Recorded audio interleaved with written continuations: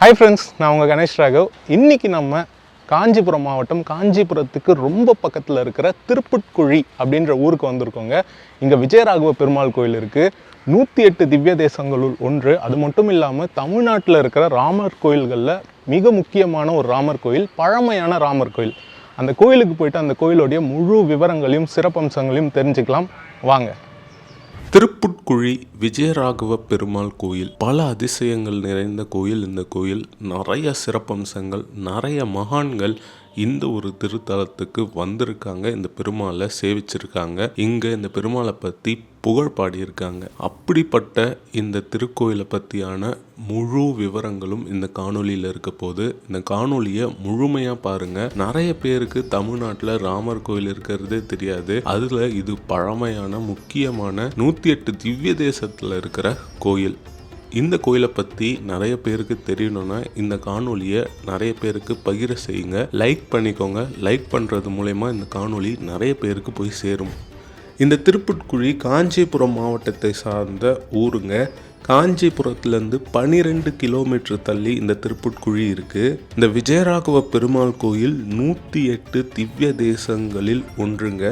108 திவ்ய தேசம் அதை எப்படி வகைப்படுத்துகிறாங்க அப்படின்னு கேட்டிங்கன்னா, 12 ஆழ்வார்கள் 5ஆம் நூற்றாண்டுலேருந்து 9ஆம் நூற்றாண்டுக்கு உட்பட்ட காலகட்டத்தில் வாழ்ந்தவர்கள் அப்படின்னு நம்பப்படுது. அவங்க பெருமாள் மீது உள்ள பக்தி, அன்பு, காதல்னால பல திவ்ய தேசங்கள், அதாவது கோயில்களுக்கு போய் அந்த பெருமாளை பற்றி பாடியிருக்காங்க. அப்படி பாடப்பட்ட, அப்படி பாசுரம் பெற்ற ஸ்தலம்தான் இந்த விஜயராகவ பெருமாள் கோயில். இந்த கோயிலை பற்றி திருமங்கையாழ்வார் பாசுரம் பாடியிருக்காருங்க.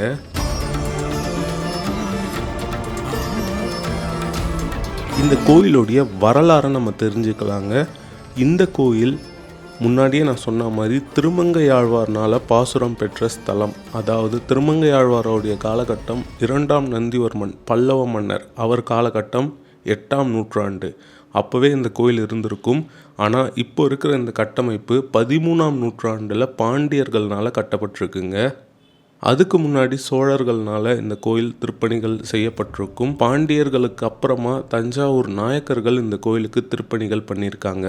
இந்த கோயிலுடைய புராணம் என்னன்னா, ராவணன் சீதையை புஷ்பக விமானத்தில் கொண்டு போகும்பொழுது ஜட்டாயு ராவணனிடம் போர் புரிந்தாரு, சண்டை போட்டாரு. அந்த சமயத்தில் ஜட்டாயுவை ராவணன் வதம் பண்ணுறாரு. கடைசி தருவாயில் ராவணன் தான் சீதையை கொண்டு போனான் அப்படின்னு ஜட்டாயு ராமரிடம் சொன்னார்.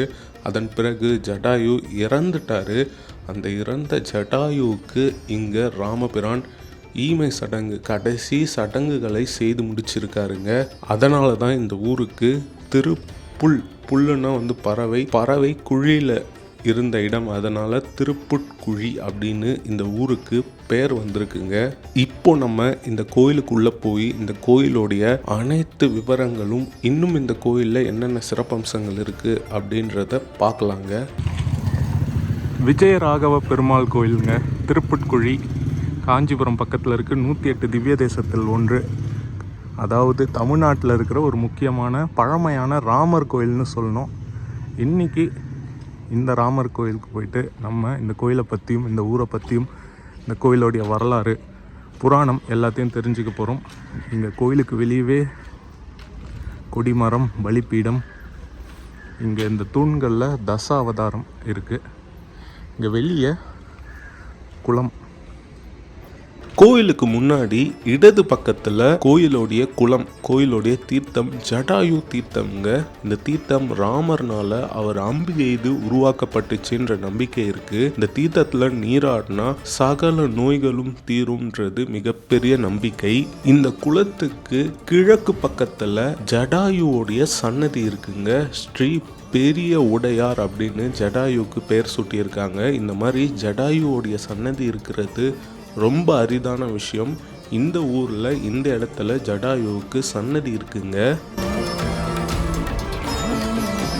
ஜடாயு சன்னதிக்கு இடது பக்கத்தில் ஜடாயுவுடைய ஒரு மிகப்பெரிய சுதை சிற்பம்ங்க. இங்கே ராமர் ஜடாயுவுக்கு கடைசி சடங்குகளை செய்ததுனால மக்களும் இந்த இடத்துக்கு வந்து அவங்களுடைய முன்னோர்கள், பெற்றோர்களுடைய சடங்குகளை செய்கிறாங்க. கோயிலுக்கு உள்ளே போகிறதுக்கு முன்னாடி ஒரு பெரிய மண்டபம். அந்த மண்டப தூண்களில் தசாவதார சிற்பங்கள் சுதை சிற்பங்களாக இருக்குங்க.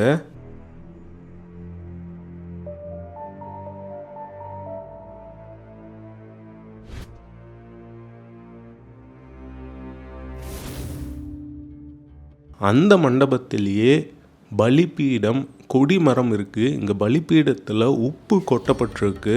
இப்படி நிறைய கோயில்களில் நீங்கள் உப்பு பலிபீடத்தில் கொட்டப்பட்டிருக்கும்ன்றத பார்க்கலாம். இந்த மாதிரி உப்பு கரையிற மாதிரி அவங்களுடைய துன்பங்கள், கஷ்டங்கள் கரையும்ன்றது நம்பிக்கை. இப்போ நம்ம கோயிலுக்குள்ளே போகலாங்க.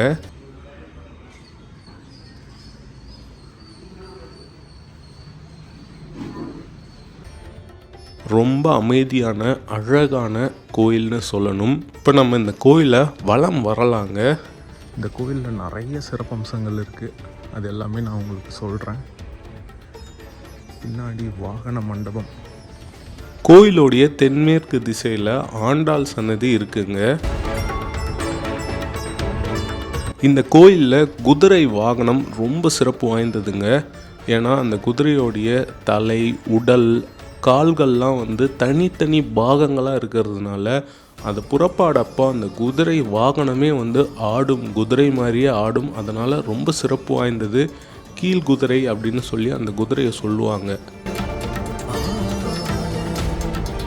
வறுத்த பயிரை முளைக்க வைக்கும் மரகதவள்ளி தாயார் இந்த கோயிலுடைய ஒரு தனி சிறப்பு, அதிசயம்னு சொல்லணுங்க.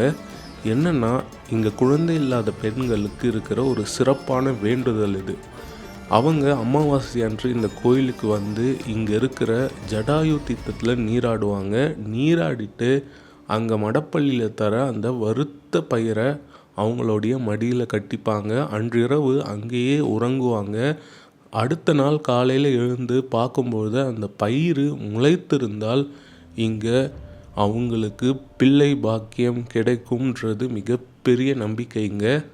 வறுத்த பயிர் எப்படி முளைக்கும் அப்படின்னு நீங்கள் கேட்கலாம். ஆனால் இந்த கோயிலில் அந்த அதிசயம் நடந்துகிட்டே இருக்குங்க. கோயிலுடைய வடமேற்கு திசையில் தாயார் சன்னதிங்க, மரகதவள்ளி தாயார்.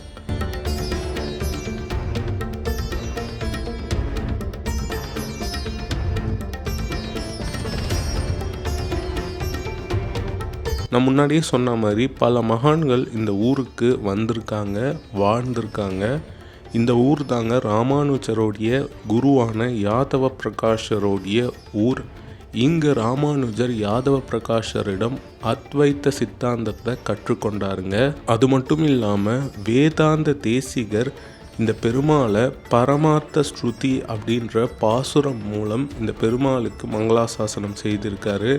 அதாவது இந்த பெருமாளை பற்றி பாடியிருக்காருங்க.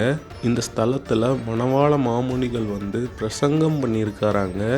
அது மட்டும் இல்லாமல் இந்த ஊரில் தான் பின்பழகிய பெருமாள் ஜீயர் அப்படின்ற ஜீயரும் பிறந்திருக்காரு. இங்கே கோயிலுடைய வடக்கு திசையில் மணவாள மாமுனிகள் சன்னதி, வேதாந்த தேசிகர் சன்னதி, ராமானுஜர் சன்னதி இருக்குங்க.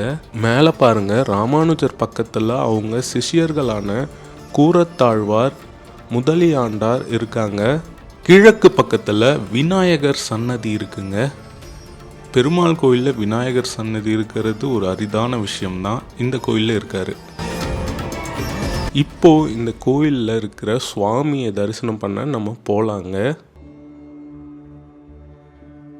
இந்த மண்டபத்துக்கு மேலே போனீங்கன்னா சுவாமியை பார்த்தா மாதிரி கருடாழ்வார் சன்னதி. உள்ளே போயிட்டு வலது பக்கத்தில் ஆழ்வார்களுடைய சன்னதிங்க.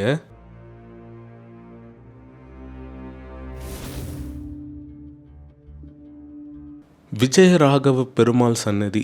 சுவாமியை தரிசனம் பண்ணலாங்க. சுவாமி இங்கே அமர்ந்த கோலத்தில் இருக்கார். இங்கே சுவாமி ராமராக இருந்தாலும் ஈமை சடங்கு செய்கிறதுக்காக ஸ்ரீதேவியும் பூதேவியும் இங்கே சுவாமி கூட சேர்ந்துருக்காங்க. ஆனால் இடம் மாறி இருக்காங்க. ஸ்ரீதேவி இடது பக்கத்துலேயும் பூதேவி வலது பக்கத்துலேயும் இருக்காங்க. இங்கே அவங்க பின்னோக்கி இருக்காங்க, கொஞ்சம் தலையை கீழே குனிஞ்ச மாதிரி இருக்காங்க. அதற்கு காரணம் அவங்க சோகத்தில் இருக்காங்க, அந்த வெப்ப தணல் தாங்காமல் இருக்காங்க அப்படின்றது நம்பிக்கை. இந்த கோயிலில் நீங்கள் நிறைய கல்வெட்டு குறிப்புகளை பார்க்கலாம். அதில் சுந்தர பாண்டிய மன்னர் காலத்து கல்வெட்டில் 13ஆம் நூற்றாண்டில் அவர் இந்த கோயிலை கட்டி முடிச்சிருக்கார் அப்படின்ற கல்வெட்டு குறிப்பு இங்கே கிடைக்கப்படுதுங்க.